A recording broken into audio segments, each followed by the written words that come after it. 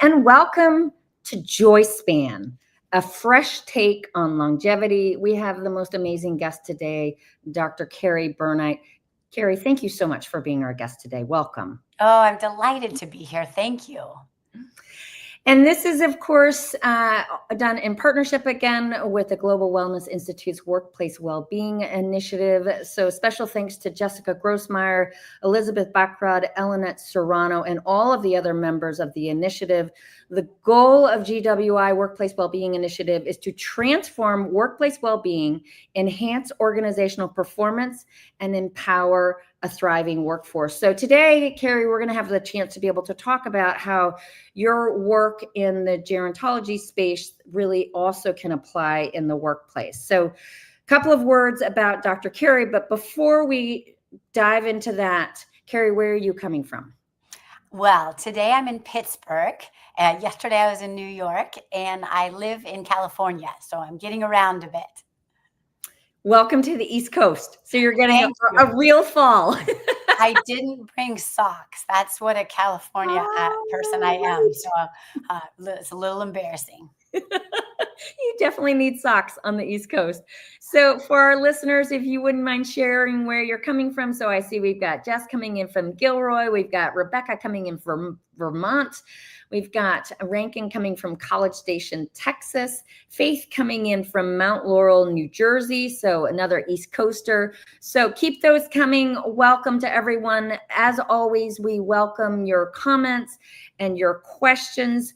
So a few things about Dr. Kerry, gerontologist, author, globally recognized voice, leading a revolution to make older better.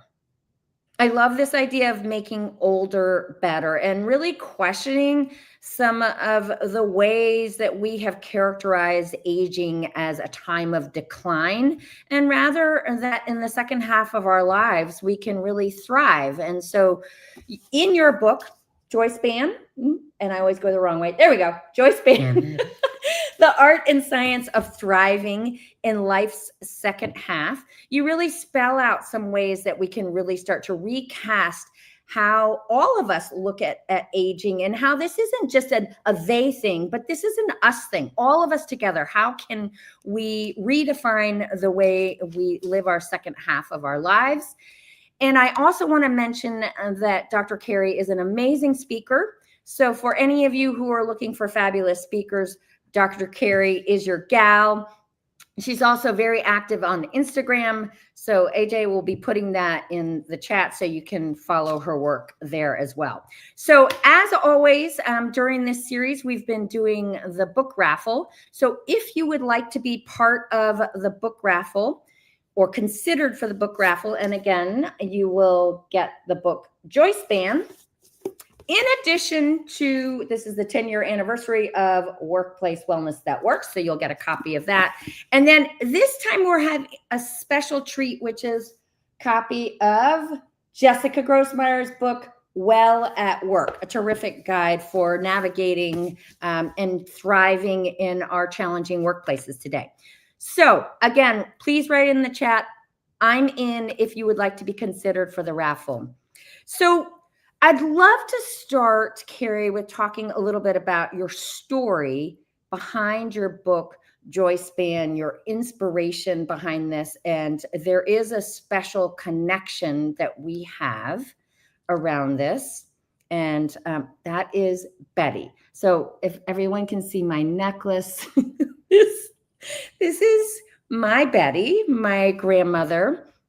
And I just love that your mother's name is Betty. So today is really a celebration of Betty. Betty was a huge inspiration for me around how I live my life, as is my mother, Betsy, who is still with us and thriving at 86. But let's talk about your Betty.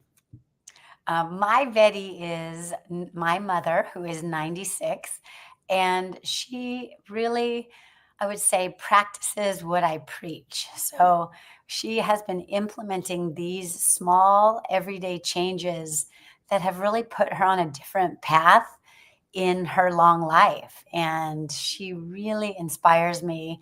And I got so instead of just talking about some of these issues, I would instead film her. And that's what I put on my Instagram is Betty and other people in their 80s, 90s, and 100 who have kind of cracked this nut of how to thrive in longevity.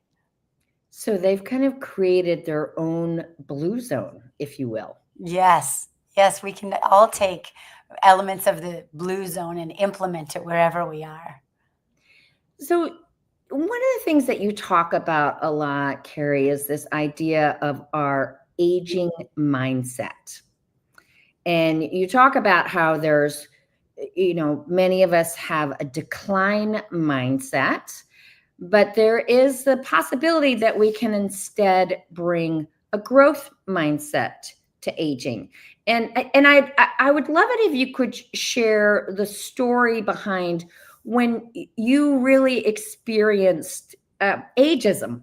And I think while a lot of this comes from within, that we can have this growth mindset around aging, we also have to acknowledge the fact that we're getting a lot of external messages that really reinforce that decline mindset. So tell us Yes. more. Exactly. So, in a nutshell, we live in a society that bombards us with messaging that is it's lucrative because it's fear-based, anti-aging, don't get older. If you get older, everything's going to be downhill. But the problem with it is two things. One is that it isn't true. When we look in the literature and the lived lives of hundreds of thousands of people around the world, many things get better as you get older, but you never hear about those things. Things that are important, like problem solving, like not caring as much what people think, like appreciation of connection and humility and gratitude.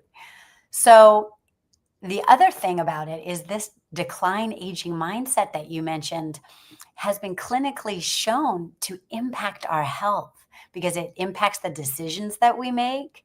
And so, a research study out of Yale showed that we live 7.5 years shorter if we embrace that viewpoint that, oh, my best years are behind, everything is all downhill. And what a shame that is because it isn't true. So you shared this story in your book about when you really experienced that external messaging around what it Yes. means to age. Can you share that story? Yeah, so I'm not very old yet. I'm 56, and I had a taste of it during COVID. My then college daughter and I did a TikTok dance, and so in I thought like it was objectively like pretty good. And in the comments, everyone's like, "Oh, that's so cute that she can do that." I was like, "That's cute? Like, what in the world?" And so as I was reading it on my phone, like, oh my goodness. Um, the phone flipped around and I saw as we have, all these bends in our neck, which is natural and normal. But again, I was like, oh no. I thought, wait a second, you know what? This ageism is really prevalent and really harmful. But worse than that, it was the internalized ageism. I had taken that ageism and brought it into who I am. And it's self limiting. And we need to be really proactive about saying, nah, I am, that is not accurate. That does not define me. That's the least interesting thing about me. And then to move forward with it. And I think that internalization really starts early. Yes. And we really see that happening in the workplace. So, can we talk a little bit about how this kind of negative aging mindset starts to creep into the workplace, where those people who really have so much value to bring to the workplace, as just as you're describing, really good problem solvers, they don't care as much about what people think. They're able to express gratitude in a way that perhaps younger people don't feel as acutely. Talk about how we can, how we see this creeping into the workplace, and then what we can do about it. Is really important. And so it is common these days to live 100-year lives or to be 90 or 80. So we need to be thinking about like, this matters. This how we go through our lives. And as you said, it's not an others thing. It's every single one of us is aging. So we happen to be catching each other at the age we are right now, but just as easily it could have been when we're 24 or 84. So in the workplace, I think the first step is to look within and say, at the age and stage that I am I recognizing my contribution and proactively countering this thought that I'm somehow less than because I'm older? And similarly, if you have colleagues who are older and you need to think, ask yourself, am I, and it's not to really blame ourselves. I mean, who can blame us with this multi-billion dollar messaging saying it's bad and less than? So, in the same way that we used to think, oh gosh, women can't lead, women couldn't even vote not very long ago. I think we're poised at a revolution now where we can say we are no longer going to accept these inaccurate stereotypes that older is less than. And I think just that first recognition, knowing what, wow, some of my thoughts around this topic aren't actually accurate, and I need to kind of open my eyes and to the reality of what it means to live a longer life these days. I love this idea of like really looking for positive ways to make sure that everyone in the workplace feels relevant. And I would love for you to talk a little bit about how managers can bring that sense of relevancy where everyone feels like they belong, where everyone feels like that they're relevant within the team. Yes. So one thing we want to make sure that we're always avoiding like the plague is that paternalism, like, oh, good for you that you did that. That older is the opposite of a second childhood. It's the most adult we've ever been. And so, the fact that we've had more experiences and recognizing that I have a team that I work with, and there was a fire alarm going off, and people were trying with their phones to do a lot of different things. And it was the person who was in their 60s who were like, wait a second, and went and just pulled a switch right on the, you know, so it's so exemplified that we need all ages, right? And ageism can be the other way as well. Like, thinking that somebody can't do something because they're younger also isn't accurate. The greatest strength that we'll have as a team, as a company, is recognizing different viewpoints and inputs and different people at the table. So, yeah, but because we've been a little bit beaten down with the messaging, sometimes it's a little hard for us as older people to step into it and to recognize, like, my goodness, I really do have a lot to offer. And I don't ever need to apologize or say, oh, I'm embarrassed to say how long I was out on a panel the other day and people said, oh, I'm so embarrassed to say I've been here 30 years. I was like, no, that's something to be proud of, that you've been here this long and how all these systems were built. So we welcome people who haven't been here very long, but my goodness, we also need people who have been here longer. Experience is a good thing, as Yes. exemplified by the story that you shared. I Yes. wanted to share a comment that Jessica shared here: problem solving, appreciation of connection, gratitude, humility, all improve as we get older. Happiness does too. And wondering if you'd like to touch on that comment there. Yes. So in the research literature, emotional regulation gets better as we get older, so we don't fall to pieces. And there is a U-shaped curve, so that, yes, happiness and a perspective, right? And a perspective of, wow, what matters and what doesn't matter. Because I do remember when I was a young professor and something would go wrong, like, oh no, the sky is falling. You get older, you're like, oh, I got this. I love Yeah. that idea of keeping perspective. So for our listeners, please share your comments and your questions. Kerry is more than happy to respond to those. So, Carrie, I want to dig in a little bit around the components to around the art and science of thriving. And typically, when we talk about well-being and holistic well-being and all of its different dimensions, we talk about things like there's physical well-being, emotional well-being, social well-being, financial well-being, community Yes. well-being, career well-being.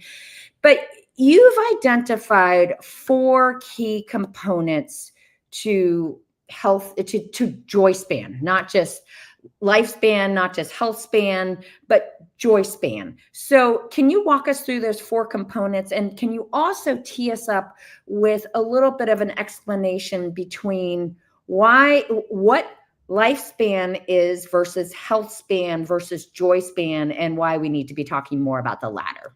I'm happy to, because right now our approach to longevity is pretty half baked. So lifespan is how long you live. Health span we brought in the 80s, which is great, is how long you live a healthy life. And it matters, and there's a lot that we can be doing about it. We know that it's not just genetics. In fact, genetics is less than 25% of how Mm, we'll age. So it's actually these choices. But the piece that we've been missing until now has been the quality of our long life. Because a long life, even a long life in good health, doesn't mean much if you don't like your life. So, in the same way that physically there are components that we know will impact how you age physically, that is cardiovascular health, flexibility, strength training, and balance. In the same way, the literature shows us that there are four areas that predict well being in longevity, or what I call joy span. And those four areas, and I'll just name them out briefly. It starts with a G and ends with a G, and it has CA in the middle. I wanted it to be an acronym, but it isn't. But I am from California, so maybe that's a way to remember it. So the G, so the four, and then we'll go through them. The first is grow. Like, it is critical that humans continue to have personal development. And people who thrive in longevity, those people who you think, wow, look at that awesome 100-year-old, is because there's continued growth. The second is connection, an overwhelming literature on how connected you are with other humans, how proactively you reach out to other people and really keep your social portfolio and diversify your social portfolio, predicts how you'll age. The third is adapt. So you will have changes. So joy span is the opposite of toxic positivity and happy, mm, happy all the time. Joy is more akin to contentment and well being. Because if you live a long life, hard things will happen. I guarantee you. That's just mhm, a part of called living. And so the ability to adapt, to recognize, yeah, stuff's going to happen. It is likely that it's not likely, it's either you will outlive your spouse or your spouse will, you mm, know, one way or the other. So knowing in advance what the coping skills are that are out there for you, and there's a list of internal coping skills that are powerful in how to adapt, and so internal and external, and the book really goes into those. So, in advance when something rough happens, I'm going to be able to stand up and take it and walk with it and feel the grief that comes with that. And then the last is giving. So the mhm, literature on purpose is very powerful. So by giving, I mean giving of yourself and continuing to recognize what you have to offer, which is a lot, and then finding ways to give it. And all of these practices are small daily choices, because humans make 10,000, tens of thousands of choices every day. And so that choice to say, oh, I'm going to lean into that and do something hard. I am going to reach out to a friend that I've lost connection with. I am going to, for example, use a coping mechanism, which is something as simple as gratitude journaling, that has been shown to really impact the quality of our lives by just noticing what is right as opposed to focusing what is wrong, and to continue to find ways that we can't just be all about ourselves. We need to really think about Like, how am I impacting other people's lives?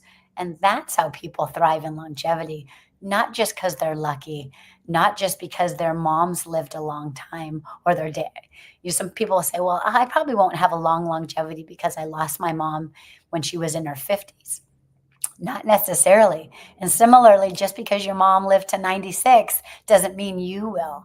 Like, each of our paths have to do with the physical and internal strength necessary to navigate and enjoy our lives all the way to the end.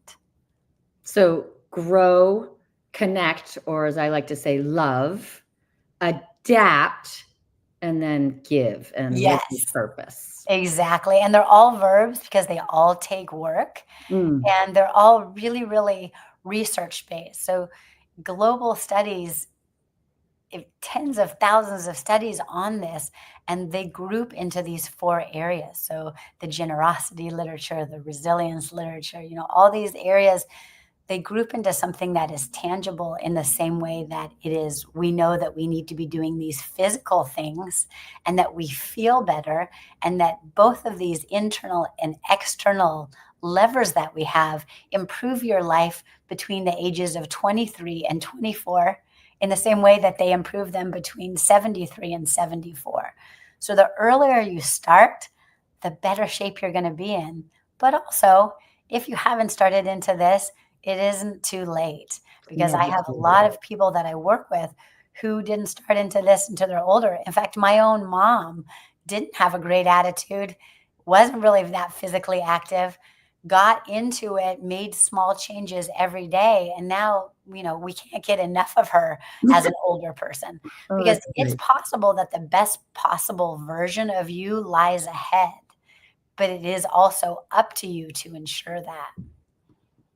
I love that line. It's possible that the best version of you lies ahead. It's possible that Yes. the best version of you lies ahead. That, I think, if there's anything that we walk away with, I love that line. It's possible that the best version of you lies ahead, as opposed to Yes. this fear that, oh my gosh, the best is behind me, and I have, aging is something that I need to dread.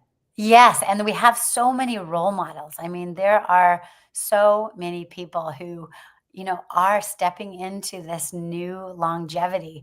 And, when you say, oh, it's bad and I don't want to get old, and how can I not be old? Of course, we all know what you put into your mind is what you manifest. So if you think that it's awful and decline and ugly and irrelevant, that's really risky. And it's also risky for your physiological health as well. It actually increases inflammation. But if you think, I'm going to imagine the most amazing Laura out there, one who is such a good listener, who is hilarious, who is vital, who has great, health practices, you're going to be working toward that version of Laura. So it's not set in stone. And all the play that people give to genetics is, in my opinion, a little bit of a cop out, like a little bit Mm. like, oh, well, I can't do that. Yeah, you're going to have stuff that I know, but also you're going to be able to impact, what your old Laura is like. And I think one of the most important parts of that adaptability piece that you talked about, and really also it really connects to the other three components, is retaining a sense of humor. I mean, that's one of the things that I love so much about Betty. For example, one time when I was shoe shopping with her, and the shoe lady came up and asked what our shoe sizes were, and Betty responded with, "Well, my size is 8, but 9s are so comfortable. I wear a 10." Laughing is huge, and in the literature it is so powerful. So we laughing at ourselves gives us daily material, because things go wrong, and we've just got to laugh at it. And I'm so lucky because I work with people in their 90s and 100s, and one of our practices is that every time we get together, we go, okay, what's your latest joke? So we just go back and forth sharing jokes and proactively being around people who make us laugh, watching funny things on TV, and listening to funny podcasts. it's not frivolous, ironically. Having a sense of humor is a health practice. It is a wellness practice. So tell us a little bit about, and again, it looks like we have a comment coming in here. Thank you. I learned about your book from a neighbor who is 90 years old. She's formed a small Joyspan group of friends to study the book and be supportive of each other. Well, that makes my day, Patrice. Thank you very much. And yeah, the book, people ask, who is it for? It's for all ages because it's an interactive workbook where you kind of assess where you are now, and you write right into the book. And it's a great gift because it doesn't say anything like, oh, you're old, I'm giving you this. It's about joy at every age. So it's a terrific gift for any family member, but start with it with yourself. Who doesn't want more joy? So we are, believe it or not, coming toward the end of our time together. And I always like to hear what our guests' thoughts are on the top 3 takeaways for our listeners. Okay. First, starting today, evaluate what you think about growing old. And if growing old sucks, pops into your mind, you have a little work to do. You have a little learning to do about what the reality of older is. So that's number 1. Number 2 is your genes are not your destiny. You are your destiny. Deciding about the kind of older you're going to be, picturing that future self. That's number 2. And number 3, I'm just going to give it the everyday deciding to focus on what's right. So before you even open your eyes, you go, I have a bed, I get to have coffee, I'm going to laugh with my friend Laura, I'm going to pet my dog at work, have a job. Instead of what humans do, myself included, sometimes you open your eyes and you go, my knee hurts, this is wrong, I have this deadline. That stuff will come into the day, but don't start it with that. Start with what you want to see, and that's what you'll be seeing. And it's pretty life-changing if you do that. It's interesting because I often bring the exercise name 3 good things in the workshops and keynotes that I lead, particularly with leaders. And that it's just incredible how powerful that exercise is every time. And people really light up and connect with one another in a way that no other exercise seems to really to elicit. And it's so simple. Just name 3 good things. And I always give examples, and it's really simple things like I had a delicious cup of coffee this morning and I'm here with you right now and the sun is shining, and that's it. And it really transforms how we are in the moment. I know you think it would need to be harder, but it's these simple things actually that are the big things. So evaluate what you think about getting old. What's your aging mindset? Do you have a decline mindset, or do you have a growth mindset? Genes are not your destiny. And along with that, it's possible that the best version of yourself lies ahead. And then finally, decide to focus on what's right, the power of naming what's good, what's going well, as opposed to focusing on what's wrong. Exactly right. So how can people follow your work? I'd love to have them follow. So I'm on LinkedIn, Kerry Burnight, and my website is just drkerryburnight.com. And the book is sold everywhere, Joyspan. And if you want to follow along with my mom on Instagram, it's _gerontologist. To end with a cough. Speaking of aging. So for our listeners, thank you for joining us today. I would love, Alana, could you share who our winner is so congratulations to our special book giveaway winner, Lena B. Lena, thank you so much. And Lena has been particularly great about sharing a lot of these LinkedIn Lives. So Lena, congratulations to you. And you will be receiving 3 books.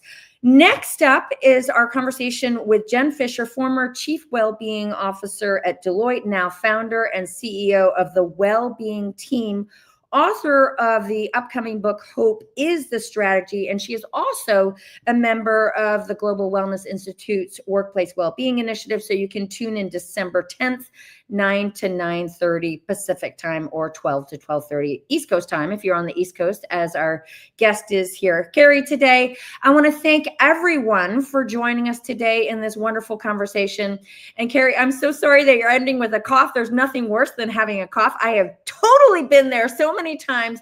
We loved having you as a guest. Thank you so much for being our guest. Thank you so much for redefining what it means to age. And thank you so much for giving us this possibility that it's possible.